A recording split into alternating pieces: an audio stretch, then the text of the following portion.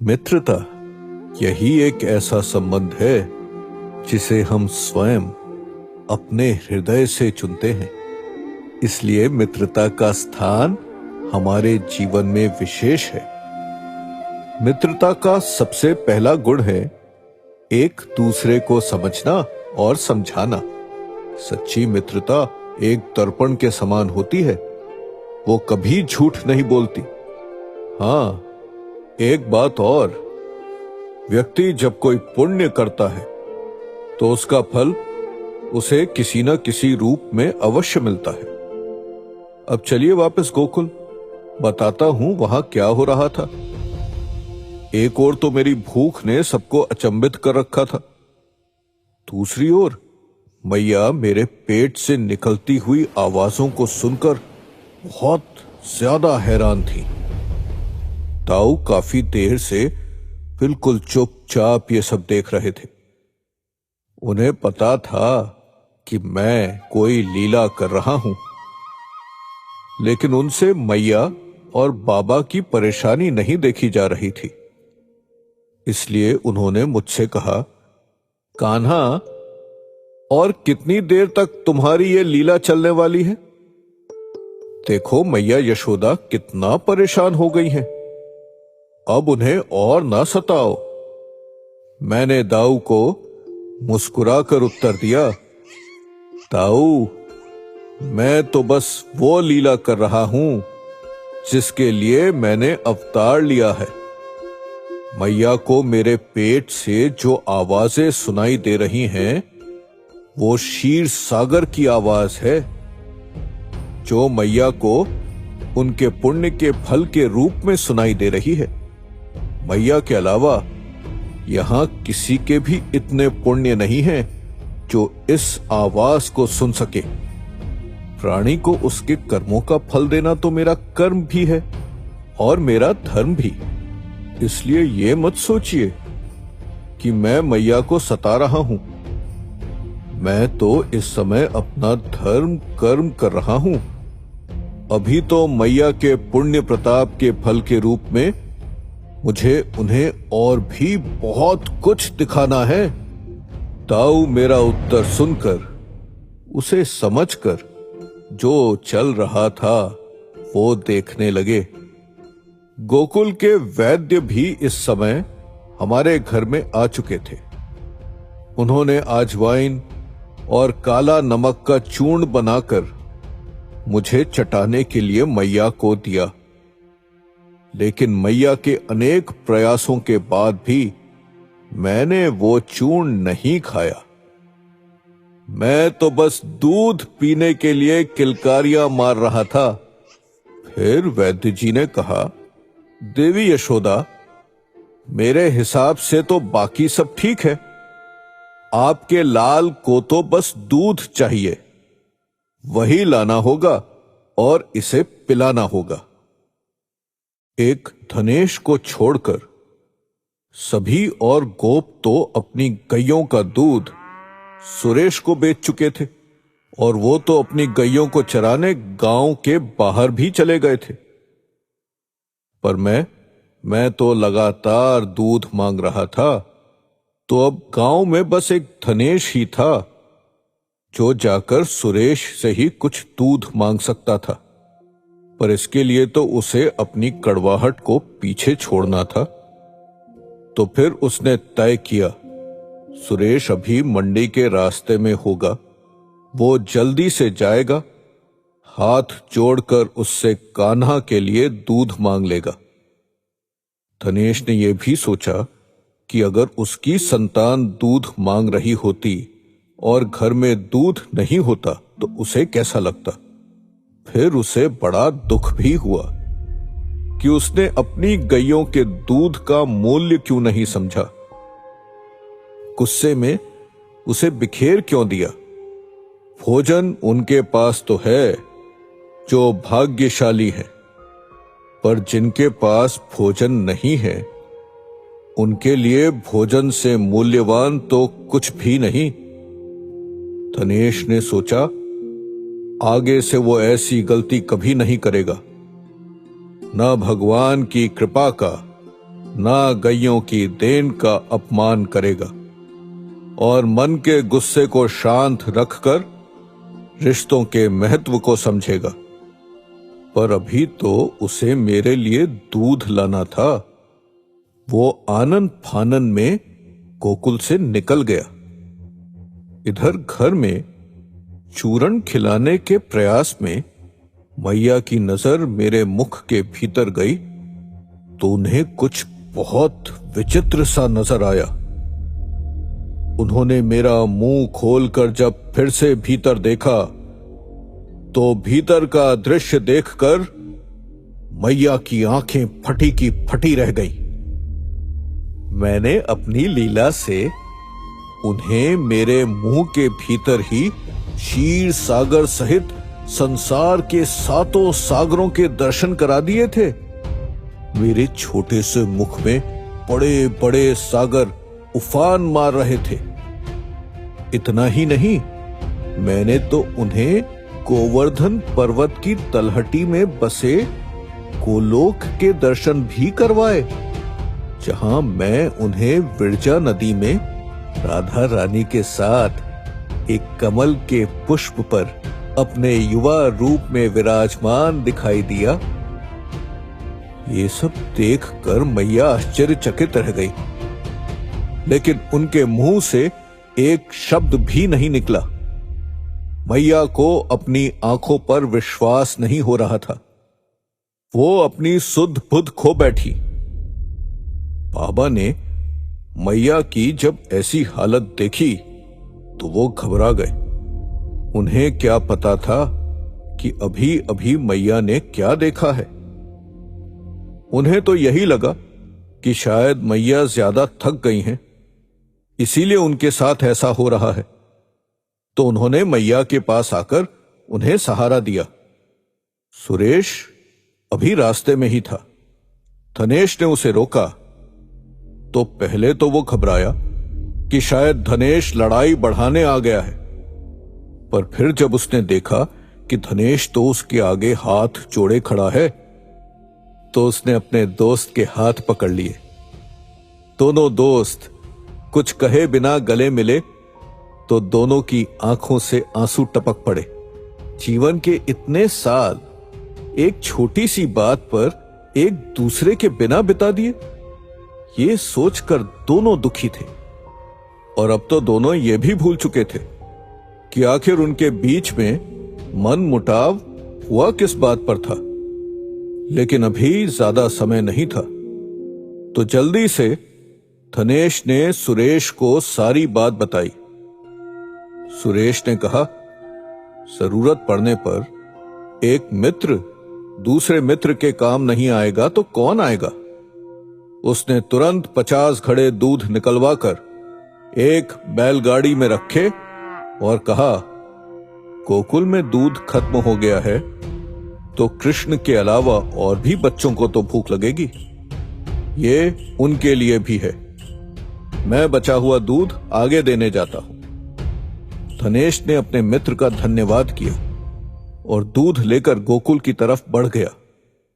लोग जब बढ़ जाते हैं तो उनके सामने आने वाली मुश्किलों का सामना बहुत कठिनाई से कर पाते हैं, पर जब लोग साथ आते हैं, एक दूसरे का सहारा बनते हैं, मिलकर सोचते हैं, प्रयास करते हैं, तो मुश्किलों के हल अपने आप मिलने लगते हैं। यह भी संसार का एक सत्य है जिसे सभी को सदा याद रखना चाहिए। धनेश के लाए दूध को पीते ही मेरी भूख मिट गई, लेकिन तभी मैंने एक और लीला की और एक किलकारी मारते हुए अपने दाएं पैर को पकड़कर उसका अंगूठा अपने मुंह में रख लिया और एक डकार ले ली। ये देखकर मैया को लगा कि मेरा पेट भर गया है। मुझे प्रसन्न और ठीक देखकर मैया प्रसन्नता में वो सब भूल गईं जो उन्होंने अभी अभी देखा था। माता के सभी कष्टों का इलाज उसके बालक की मुस्कुराहट है।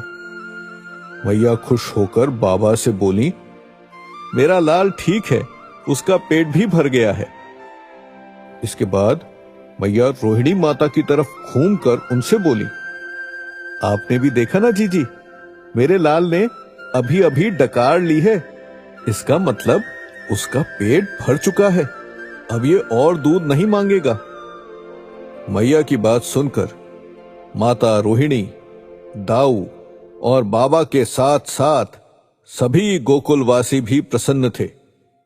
लेकिन मेरे मुंह में अंगूठा लेते ही बाकी सृष्टि में हलचल मच गई, क्योंकि मेरे मुंह में अंगूठा लेने का अर्थ था कि मैं बाल मुकुंद रूप में आ गया हूं, और मेरे बाल मुकुंद रूप में आने का अर्थ प्रलय का आना। नागलोक, गंधर्वलोक और स्वर्गलोक सहित अन्य सभी लोक मेरे इस रूप को देखकर भयभीत हो गए। सभी यही सोचकर परेशान हो रहे थे कि आखिर मैंने अचानक बाल मुकुंद रूप क्यों ले लिया। अब तो प्रलय का आना निश्चित है। जहां सृष्टि के अन्य लोकों में प्रलय का भय छा गया था, वहीं गोकुल इस सबसे अनजान था। हलचल यहां भी थी, पर यहां डर नहीं, आनंद का, उत्साह का भाव था, क्योंकि यहां तो बस मेरे बड़े होने की छोटी छोटी घटनाओं से भी सभी खुशी से झूम उठते थे। फिर आज तो मैंने अपने पैर का अंगूठा अपने मुंह में डाल लिया था। मैया भी सभी के उत्साह से अछूती नहीं रही। पहले जो कुछ भी हुआ उस सब को भूलकर वो भी बहुत प्रसन्न थी। सभी गोकुल वासियों के इस आनंद के बीच में माता रोहिणी ने मैया से कहा, यशोदा, तुम्हारा लाल अब इतना बड़ा हो गया है कि इसे दूध के अलावा अन्न भी खिलाया जाए। ये सुनकर मैया प्रसन्नता के साथ बाबा की तरफ देखकर बोली, सुना आपने जीजी क्या कह रही हैं? मेरे लाल के अन्नप्राशन संस्कार का उचित समय आ गया है, आप उसकी तैयारियां शुरू कीजिए। बाबा ने मैया की बात मानते हुए गोकुलवासियों की तरफ मुड़कर घोषणा कर दी, हमारे कान्हा के अन्नप्राशन संस्कार में आप सभी आमंत्रित हैं। हम ये संस्कार एक उत्सव की तरह बड़ी ही धूमधाम से मिलजुल कर पूरा करेंगे। बाबा की इस बात ने वहां पर प्रसन्नता के माहौल को और बढ़ा दिया और गोकुल उस खुशी के शोरगुल से भर गया। पर वहां दूसरी ओर देवराज इंद्र और सभी देवता इंद्र सभा में चिंता में डूबे हुए थे। देवराज इंद्र ने बड़े ही गंभीर स्वर में पूछा, ये क्या हुआ? प्रभु ने बाल मुकुंद रूप धर लिया, पर क्यों? ये रूप तो प्रभु प्रलय के बाद फिर से सृष्टि के आरंभ होने के समय लेते हैं। तो क्या प्रलय हो भी चुकी है और हमें उसकी जानकारी भी नहीं? क्या हम प्रलय के समय हमारे द्वारा किए जाने वाले कार्यों को पूरा नहीं कर पाए? क्या हम अपने कर्तव्यों को पूरा करने में चूक गए? देवराज इंद्र की बातें सुनकर सभी देवताओं ने अपना सिर झुका लिया। देवराज इंद्र के प्रश्न का उत्तर तो वो तब देते जब उन्हें खुद कुछ पता होता। बनना, उजड़ना और फिर बनना, यही तो जीवन का नियम है। सृष्टि भी इस नियम से परे नहीं। और मेरे जिस बाल मुकुंद रूप से देवताओं, गंधर्वों और नागों में प्रलय का भय जाग उठा था, उसके पीछे भी एक रहस्य है जो जुड़ा है ऋषि मार्कंडेय से। एक बार ऋषि मार्कंडेय ने मेरे नारा अर्थात नीर में या जल में निवास करने वाले नारायण स्वरूप की सच्चे मन से भक्ति और आराधना की। तब मैंने उनकी भक्ति से प्रसन्न होकर उन्हें दर्शन दिए और वरदान मांगने को कहा। इस पर ऋषि मार्कंडेय बोले, प्रभु, आपकी कृपा से मुझे किसी चीज की जरूरत नहीं। आपने बिना मांगे ही मुझे सब कुछ दे दिया। मेरी तो बस एक ही इच्छा है कि मैं इसी जन्म में आपकी माया का दर्शन और अनुभव कर सकूं, जिससे मैं इस जीवन के, आत्मा के, आपकी रचना के सत्य को पूरी तरह समझ सकूं। ये ज्ञान मैं चाहता हूं प्रभु। मैंने मुस्कुराकर कहा, ऋषिवर, एक बार फिर से सोच लीजिए।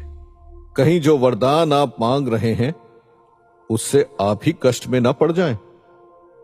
ये सुनकर मार्कंडेय बोले, प्रभु, आपकी माया का अनुभव करने का सौभाग्य पाने के लिए मैं कोई भी कष्ट सहने के लिए तैयार हूं, और ज्ञान पाने के लिए तो कष्ट सहना ही होता है प्रभु। तब मैंने ऋषि मार्कंडेय को आशीर्वाद देते हुए कहा, ठीक है, मैं आपको वरदान देता हूं कि आप जल्दी ही मेरी माया का अनुभव कर सकेंगे।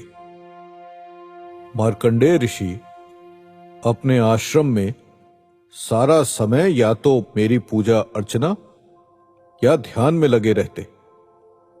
मेरी भक्ति में इतने गहरे उतर गए थे कि उन्हें कण कण में ही नहीं, पंच तत्व यानी धरती, आकाश, वायु, अग्नि और जल में भी मैं ही दिखाई देने लगा था। और रह रहकर वो मेरा ध्यान कर यही सोचते थे, प्रभु, आपकी माया से बने इस संसार में सब जगह आप ही मुझे दिखाई देते हैं, पर आपकी माया के साक्षात दर्शन कब मिलेंगे मुझे? मैं तो बस उसी पल के इंतजार में हूं। इसी तरह मेरे वरदान के पूरा होने का इंतजार करते करते एक दिन मार्कंडेय ऋषि सुबह के समय पुष्पभद्रा नदी में नहाने के बाद नदी के किनारे मेरी पूजा की तैयारी करने लगे। बिल्कुल साफ मौसम में जैसे ही ऋषि ने मेरी पूजा का दीपक जलाया, तभी अचानक कहीं से हवा का एक झोंका आया और दीपक को बुझा गया। मार्कंडेय ऋषि के हाथों से जलने वाले दीपक का इतनी आसानी से बुझ जाना साधारण बात नहीं थी। ऋषि इस घटना को देखकर बड़े हैरान थे कि जो दीपक उन्होंने अपने आराध्य के लिए जलाया था, वो आज अचानक एक हवा के झोंके भर से कैसे बुझ गया। उन्होंने फिर दीपक जलाया, लेकिन फिर हवा के तेज झोंके ने आकर उसे बुझा दिया। ये तो ऋषिवर की समझ के बाहर था। उनका जलाया दीपक बार बार क्यों बुझ रहा था? वो वहीं बैठकर इसी विचार में थे कि तभी हवा के वेग ने जोर पकड़ लिया। जो आसमान अब तक खुला खुला था, वो अचानक काले काले बादलों से ढक गया। चारों तरफ फैले काले काले बादलों को देखकर ऐसा लगता था जैसे नीचे के सारे संसार में आग लग गई हो, जिससे उठा धुआं काले बादलों में बदल गया हो, और उन बादलों ने सूरज को ऐसे ढक लिया कि लगने लगा जैसे अंधेरे ने उजाले को निगल लिया हो।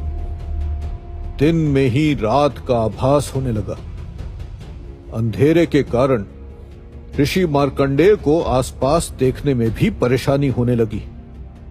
पहले तो काफी देर तक उन्हें केवल बादलों के गरजने की आवाज सुनाई देती रही, लेकिन कुछ ही देर बाद उन्होंने स्वयं पर बड़ी बड़ी बूंदों को गिरते हुए महसूस किया। देखते ही देखते वे पूरी तरह से भीग गए। तभी आसमान में जोरदार शोर के साथ बिजलियां चमकने लगी। ऋषि मार्कंडेय अपने आसपास का नजारा अब बस रह रहकर चमकने वाली बिजली की रोशनी में ही देख पा रहे थे। उन्होंने देखा कि पुष्पभद्रा नदी की लहरें समुद्र जैसी विकराल हो गई। हवाओं ने आंधी का रूप ले लिया और फिर देखते ही देखते आंधी भयंकर तूफान में बदल गई। बादलों से भी अब बूंदे नहीं बल्कि जल की मोटी मोटी धाराएं गिर रही थीं। ऐसा लग रहा था जैसे चारों तरफ सैकड़ों झरने धरती को जल में डुबाने की नीयत से गिर रहे हों। हवा, बारिश, बिजली, बादल और भयानक लहरों से इतना अधिक शोर हो रहा था कि ऋषि मार्कंडेय को अपने कानों पर हाथ रखने पड़ गए। तभी अचानक धरती भी डगमगाने लगी और देखते ही देखते वो इतना अधिक हिलने लगी कि ऋषि मार्कंडेय पहले तो इधर उधर हिचकोले खाते रहे और फिर वो संतुलन खोकर गिर पड़े।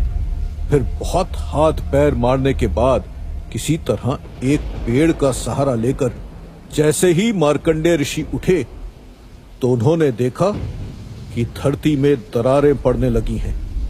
जिस पेड़ का सहारा लेकर मार्कंडेय ऋषि खड़े थे, वो पेड़ उनके देखते ही देखते धरती की एक दरार में समा गया। ऋषि मार्कंडेय ने जैसे तैसे स्वयं को उस दरार से बचाया। ये सारे दृश्य देखकर महादेव से अमरत्व का वरदान प्राप्त होने के बावजूद ऋषि मार्कंडेय भयभीत होकर इधर उधर छिपने और बचने का स्थान देखने लगे। तभी उन्होंने देखा कि चारों दिशाओं में पानी की ऊंची ऊंची लहरें उठ रही थीं। ऐसा लग रहा था जैसे सारे सागर उफान पर आ गए हैं और अपनी आसमान को छूती लहरों से किसी भी पल धरती को निगल जाएंगे। फिर पानी की एक लहर उठी। ऋषि मार्कंडेय को अवसर दिए बिना वो पानी की लहर उन पर गिरी और फिर अचानक ऋषि मार्कंडेय पानी में इस तरह डूबने लगे कि सांस लेना भी मुश्किल हो गया। घबराहट में उन्होंने इधर उधर हाथ मारने शुरू किए जिससे वो पानी की ऊपरी सतह तक पहुंच सके। और जैसे जैसे वो उस पानी में ऊपर उठ रहे थे, उन्होंने जो दृश्य देखा उससे उनकी आंखें फटी की फटी रह गई। भांति भांति के छोटे बड़े समुद्री जीव उनकी अगल बगल से जाने लगे। कुछ तो उनकी देह से भी टकरा गए। भरपूर कोशिशों के बाद किसी तरह समुद्री जीवों से बचते बचाते मार्कंडेय ऋषि जब पानी की सतह पर पहुंचे तो जोर जोर से खींचकर इस तरह सांस लेने लगे जैसे कोई बरसों का भूखा प्यासा व्यक्ति भोजन देखकर उस पर टूट पड़ता है। पर लहरों का उफान तो अभी भी था, उनके थपेड़े भी थे। ऋषिवर लहरों में ऊपर नीचे भी जा रहे थे और लहरों के थपेड़ों का भी सामना कर रहे थे। ऐसे में जब उनकी सांसें थोड़ा ठीक हुई तो उन्होंने देखा उनके चारों ओर जल ही जल था। सब कुछ उस जल के नीचे जाकर उसमें समा चुका था। उनका आश्रम भी उसी जल में बह गया था। पूरी धरती के सारे पेड़ पौधे ही क्या, बड़े बड़े पर्वत भी उस पानी से बचे नहीं थे। और अब वो बस पानी के बीच छोटे छोटे टापू ही दिखाई दे रहे थे।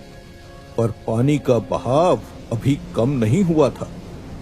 पता नहीं इतना पानी कहां से आ रहा था और धरती पर भरता जा रहा था। मार्कंडेय ऋषि को ऐसा लग रहा था जैसे वो लहरें उनके साथ कोई खेल खेल रही थी।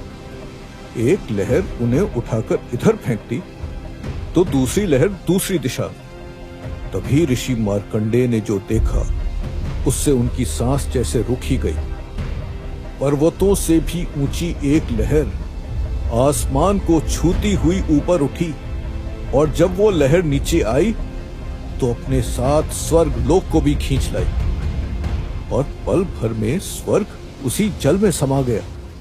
स्वर्ग और स्वर्ग में रहने वाले सभी देवता भी अब जल में समा चुके थे। फिर तो ऐसी लहरें उठी जिन्होंने अंतरिक्ष, चांद, तारों और यहां तक कि पूरे सौर मंडल को भी खींचकर जल में मिला दिया। अब सारी सृष्टि में केवल मार्कंडेय ऋषि और जल में रहने वाले जीव ही जीवित बचे थे। ऋषि मार्कंडेय समझ गए जो वरदान उन्होंने मुझसे मांगा था, मेरी ये लीला उसी का परिणाम थी। मैंने तो तभी कहा था कष्ट होगा। उन्होंने तब जो स्वीकार किया था अब वो उन पर बीत रहा था और ऋषि मार्कंडेय उसी कष्ट से जूझ रहे थे। अपनी जान बचाने के लिए इधर उधर तैरते तैरते वो थक चुके थे। हाथ पैर दर्द के कारण जवाब दे चुके थे, थमने लगे थे। तब वो पानी में डूबने लगे और तभी उन्हें पानी पर बहता एक पेड़ दिखा और वो उस पर लपक कर सवार हो गए। उस समय उनकी दशा ऐसी थी कि उस पेड़ का सहारा उनके लिए डूबते को तिनके का सहारा बन गया था। लहरों में बहते उस पेड़ पर बैठकर अभी उन्हें ऐसा संतोष मिल रहा था जो देवराज इंद्र को भी अपने सिंहासन पर बैठकर नहीं मिलता होगा। उन्होंने पेड़ को जकड़ लिया। थके हुए तो वो थे ही, तो उन्हें उस पेड़ पर ही नींद आ गई। थोड़ी देर तो वो सोते रहे, लेकिन तभी आसमान से एक बिजली कड़कड़ाती हुई गिरी और उसने पेड़ के टुकड़े टुकड़े कर दिए। ऋषि मार्कंडेय बिजली से तो बच गए, पर पेड़ का सहारा उनसे छिन गया और वो फिर से उस अथाह सागर में गोते लगाने लगे। पर मेरी माया भी समाप्त कहां हुई थी। अभी तो ऋषि मार्कंडेय को बहुत कुछ देखना था, बहुत कुछ अनुभव करना था। यही तो चाहते थे ना वो।